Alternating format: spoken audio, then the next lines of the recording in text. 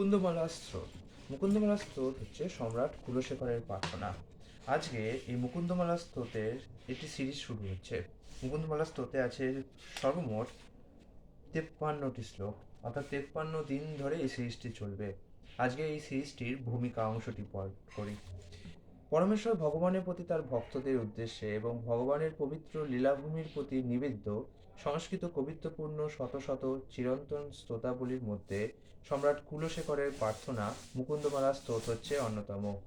কেউ কেউ বলেন যে সম্পাদক এটিকে শ্রীকৃষ্ণের প্রীতির উদ্দেশ্যে নিবেদিত স্তোত্রাবলীর মালা রূপে প্রণয়ন করেছেন। বিভিন্ন সম্প্রদায়ের বৈষ্ণবদের দ্বারা এবং আমাদের পরমারাধ্য গুরুদেব ছিল অভয় চরণাবিন্দ ভক্তিবেদান্ত স্বামী প্রভুপাদ কর্তৃক প্রশংসিত। ছিল প্রভুপাদ প্রায়ই এই সমস্ত স্তোত্রাবলী থেকে শ্লোকের উদ্ধৃতি প্রদান করতেন।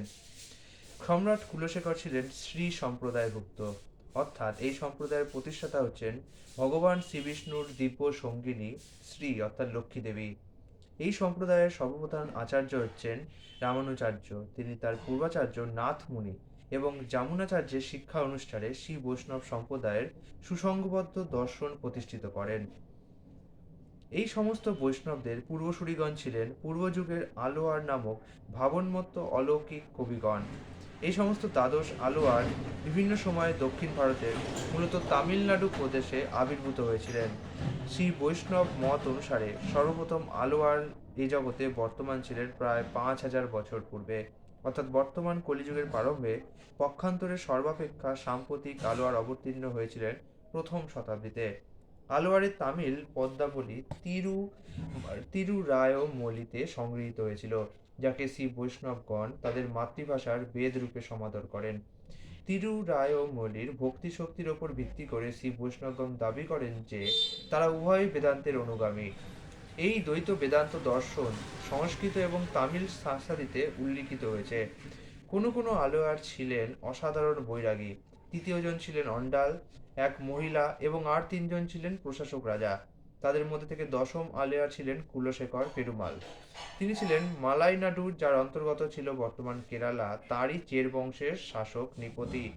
আধুনিক পণ্ডিতগণ বলেন তিনি সম্ভবত নবম শতাব্দীতে বর্তমান ছিলেন। সম্রাট কুলশেখরের চিরাচরিত ইতিহাসে বলা হয়েছে যে একদা সম্রাট কুলশেখর যখন তার প্রাসাদের কক্ষে শয়ন করছিলেন, তখন ভগবান শ্রীকৃষ্ণ তার দৃষ্টিপথে খুব উজ্জ্বল ও স্পষ্টরূপে দৃশ্যমান হয়েছিলেন। জাগরণের পর তিনি ভক্তিযুক্ত সমাধি প্রাপ্ত হন। ফলে তিনি বুঝতে পারেননি যে ততক্ষণে প্রভাত হয়ে গেছে। রাজ বাদ্যকারগণ সহ মন্ত্রীগণ প্রতিদিনের মতো তাকে জাগানোর জন্য এসে কিছুক্ষণ অপেক্ষা করেও তার নিকট থেকে কোনো সাড়া না পেয়ে সকলে মহারাজের কক্ষে প্রবেশ করেন। রাজার সমাধি ভঙ্গ হলে তিনি তার স্বপ্নের কথা তাদের নিকট ব্যক্ত করেন। সেই দিন থেকে তিনি শাসন কার্যে আর আগ্রহ প্রকাশ করেননি। তিনি সমস্ত দায় দায়িত্ব তার মন্ত্রিমণ্ডলীর মধ্যে বন্টন করে দিয়ে নিজের সম্পূর্ণ ভগবত সেবায় নিয়োজিত হয়েছিলেন। কয়েক বছর পর তিনি সিংহাসনও পরিত্যাগ করে শ্রীরঙ্গমে গিয়ে উন্নত কৃষ্ণ ভক্তদের সঙ্গে অবস্থান করছিলেন। শ্রীরঙ্গমে অবস্থানকালে তিনি দুটি গ্রন্থ প্রণয়ন করেন, সংস্কৃতে মুকুন্দমালা স্তোত্র এবং 105টি তামিল মন্ত্র, যেগুলিকে পেরুমাল তিরুমলি নামে তিরুরায়মলিতে সংযোজন করা হয়েছিল।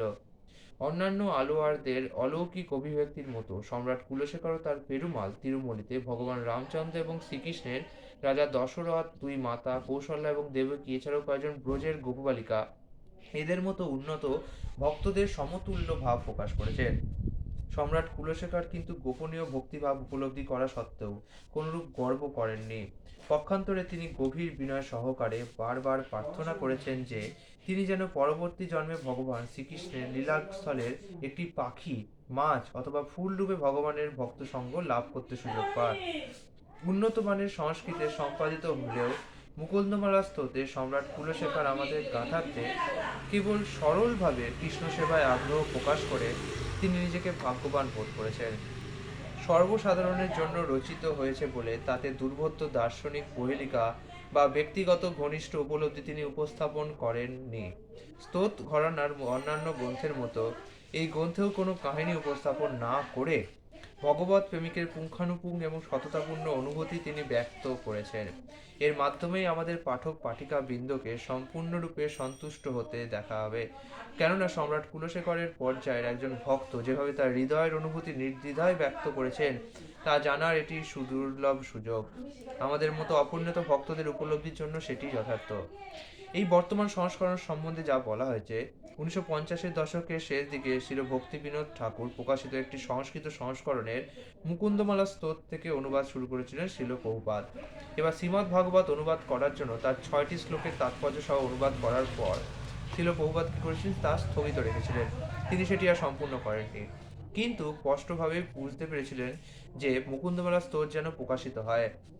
এর জন্য তিনি তার শ্রীমদ্ ভাগবতের প্রথম স্কন্ধের গ্রন্থ তালিকায় এই গ্রন্থের নাম ইতিমধ্যেই সংযোজন করেছিলেন। 1979 সালে 1989 সালে আন্তর্জাতিক কৃষ্ণভাবনামৃত সংঘের পরিচালক মণ্ডলী সৎস্বরূপ দাস গোস্বামীকে মুকুন্দমালা স্তোত্র সম্পূর্ণ করার জন্য অনুরোধ জানান। বেশ কয়েক বছর ব্যাপী সৎস্বরূপ দাস গোস্বামী ছিল বহুপাদের শিষ্যবর্গের মধ্যে সর্বাপেক্ষা বিদ্বান এবং পণ্ডিত ব্যক্তি হিসাবে সুপরিচিত ছিলেন। তিনি দীর্ঘ 23 বছর ধরে আমাদের সংস্থার মাসিক মুখপত্র ব্যাক টু গডেটের সম্পাদক ছিলেন। এছাড়াও তিনি 6 খণ্ডে শ্রীল প্রভুপাদের জীবনী গ্রন্থ সহ বহু গ্রন্থ প্রণয়ন করেছেন। সৎস্বরূপ দাস গোস্বামী এই দায়িত্বভার গ্রহণ করে ভক্তিবেদান্ত বুক ট্রাস্টের সংস্কৃত সম্পাদক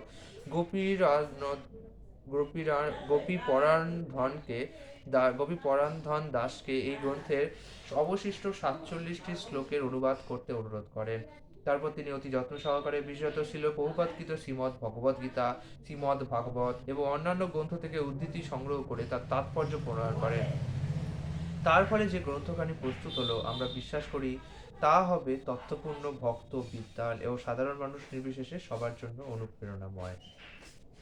আগামীকাল সম্রাট কুলশেখরের প্রার্থনার প্রথম শ্লোকটি শুরু হবে।